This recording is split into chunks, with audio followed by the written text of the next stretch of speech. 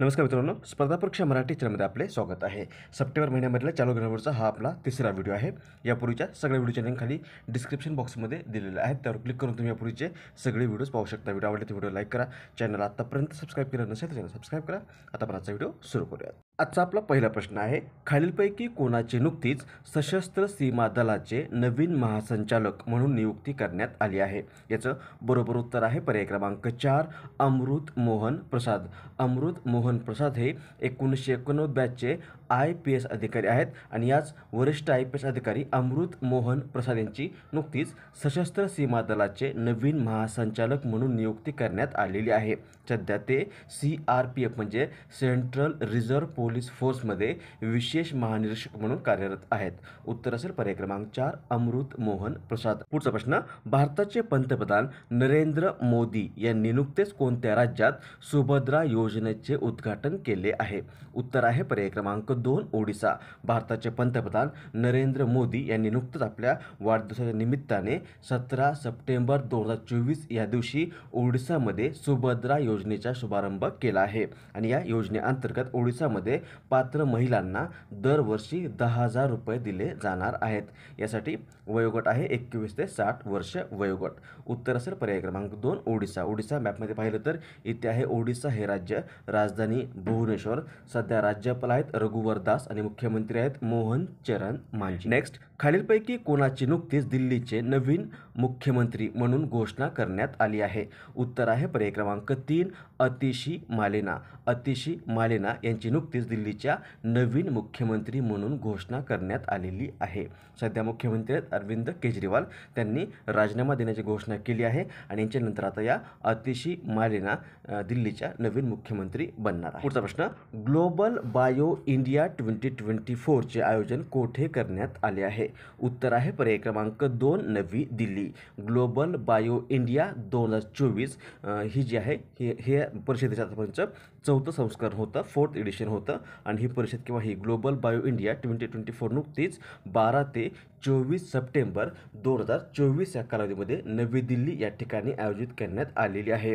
ही परिषद संशोधन, विकास व नवनिर्मिती या क्षेत्रातील भारताची क्षमता जगासमोर आणण्याच्या उद्देशाने आयोजित करण्यात येते. उत्तर असेल पर्याय क्रमांक 2.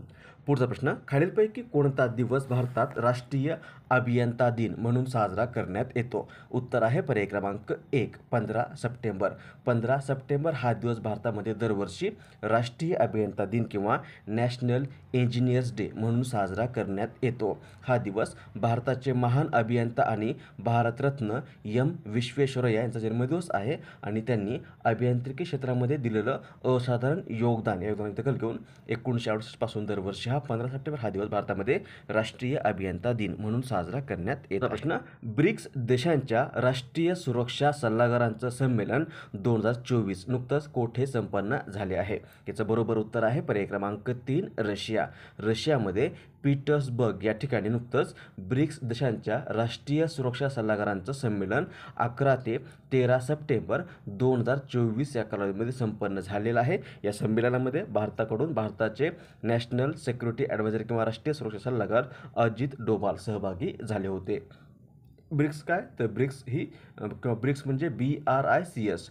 ब्रिक्स हे ब्राझील, रशिया, भारत, चीन व दक्षिण आफ्रिका म्हणजे इंडिया. पहिलं B for Brazil, R for Russia, I for India, C for China आणि S फॉर साऊथ आफ्रिका या देशांच्या शिखर संघटनेचं संक्षिप्त नाव आहे. सध्या या संघटनेमध्ये एकूण 9 सदस्य देश आहेत. 4 नवीन ॲड झालेत 1 जानेवारी 2024 पासून. ते नवीन देश आहेत इराण, इजिप्त, इथिओपिया आणि UAE. अशी ही ब्रिक्स संघटना आहे आणि या ब्रिक्स संघटनेच्या नॅशनल सिक्युरिटी ॲडवायझरची संमेलन जे आहे ते नुकतंच 11 ते 13 सप्टेंबर या कालावधीमध्ये रशियामध्ये पीटर्सबर्ग या ठिकाणी संपन्न झालेला आहे. पर्याय क्रमांक 3 हे याचं बरोबर उत्तर. प्रश्न, खालीलपैकी कोणता दिवस जागतिक लोकशाही दिन म्हणून साजरा करण्यात येतो? याचं बरोबर उत्तर आहे पर्याय क्रमांक 1, 15 सप्टेंबर. जगाच्या शेवटच्या टोकापर्यंत सर्वोत्तम जीवन पद्धतीची आणि सुशासनाची स्थापना करण्याचं आवाहन करणं या उद्देशाने संयुक्त राष्ट्रसंघाने 2007 मध्ये हा 15 सप्टेंबर हा दिवस जागतिक लोकशाही दिन म्हणून साजरा करण्याचा निर्णय घेतला आहे आणि पहिल्यांदा पहिल्यांदा हा दिवस 15 सप्टेंबर 2008 या वर्षामध्ये साजरा करण्यात आला होता. आणि यावर्षी हा जागतिक लोकशाही दिन जो आहे तो ensuring effective governance of artificial intelligence at all levels या थीमखाली साजरा करण्यात आलेला आहे. उत्तर असेल जागतिक लोकशाही दिन दरवर्षी पर्याय क्रमांक 1 15 सप्टेंबर या दिवशी साजरा करण्यात येतो. प्रश्न आहे, खालीलपैकी कोणता दिवस जागतिक आत्महत्या प्रतिबंधक दिन म्हणून साजरा करण्यात येतो? उत्तर आहे पर्याय क्रमांक 1 10 September. World suicide prevention day हा दिवस आत्महत्याची वाढती प्रवृत्ती रोखण्यासाठी व या समस्येविषयी जागरूकता निर्माण करणे या उद्देशाने दरवर्षी 10 सप्टेंबर या दिवशी साजरा करण्यात येतो. या दिवसाची स्थापना जागतिक आरोग्य संघटनेकडून 2004 या वर्षामध्ये करण्यात आलेली आहे. आणि यावर्षी हा दिवस changing the narrative on suicide या थीमखाली साजरा करण्यात आलेला आहे. पुढचा प्रश्न आहे, भारताच्या राष्ट्रपतींनी नुकतेच किती जणांना नॅशनल फ्लॉरेन्स नाइटिंगेल पुरस्कार 2024ने सन्मानित केले आहे? याचं बरोबर उत्तर आहे पर्याय क्रमांक 2 15.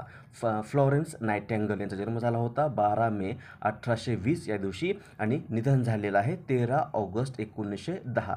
जन्म झालेला आहे 12 मे 1820 आणि निधन झालेलं आहे 13 मे 1910 या दिवशी. त्या एक अग्रगण्य परिचारिका, लेखक व संख्याशास्त्रज्ञ होत्या. 1853च्या क्रिमियम युद्धादरम्यान जखमी सैनिकांची त्यांनी काळजी घेतली होती, त्यासाठी त्या प्रसिद्ध देखील होत्या. यांनाच दी लेडी विथ दी लॅम्प म्हणून ओळखलं जातं. आणि याचा जन्मदिवस आहे 12 मे हा दरवर्षी जागतिक परिचारिका दिन किंवा वर्ल्ड नर्सेस डे म्हणून देखील साजरा केला जातो. आणि यांच्याच नावाने हा पुरस्कार आहे जो भारताकडून दिला जातो. पुरस्काराचं नाव आहे नॅशनल फ्लॉरेन्स नाइटिंगेल पुरस्कार. हा पुरस्कार भारत सरकारच्या आरोग्य व कुटुंब कल्याण मंत्रालयाकडून उत्कृष्ट नर्सिंग कर्मचाऱ्यांनी प्रदान केलेल्या गुणवत्तेसाठी 1973मध्ये स्थापन झालेला पुरस्कार आहे. आणि 2024 या वर्षामध्ये एकूण 15 जणांना हा पुरस्कार भारताचे राष्ट्रपती द्रौपदी मुर्मू यांच्या हस्ते प्रदान करण्यात आलेला आहे. यामध्ये एक महाराष्ट्रीयन व्यक्ती देखील आहे, त्याचं नाव आहे आशा बावने. उत्तर असेल पर्याय क्रमांक 2 15.